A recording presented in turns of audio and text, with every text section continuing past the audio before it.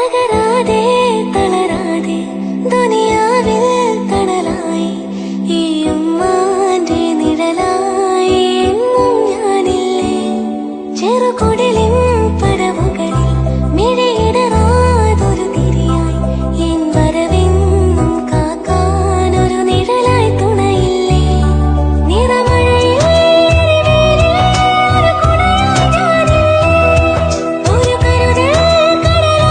ഇതൊരു ഉമ്മയും മരുമോളുമാണ്.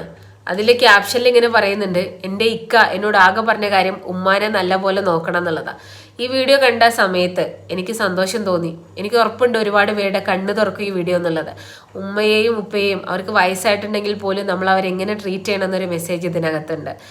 നമ്മൾ പലപ്പോഴും അവരെ വീടിൻ്റെ മുക്കിലും മൂലയിലാക്കും. അവർക്ക് സ്കൂട്ടിയിലൊന്നും ഇരിക്കാൻ പറ്റില്ല, അവർക്ക് ബൈക്കിലൊന്നും പോരാൻ പറ്റില്ല എന്നൊക്കെ ചിന്തിക്കുന്ന സമയത്ത് നമ്മൾ മനസ്സിലാക്കണം അവർക്കും ചിലതൊക്കെ കഴിയും.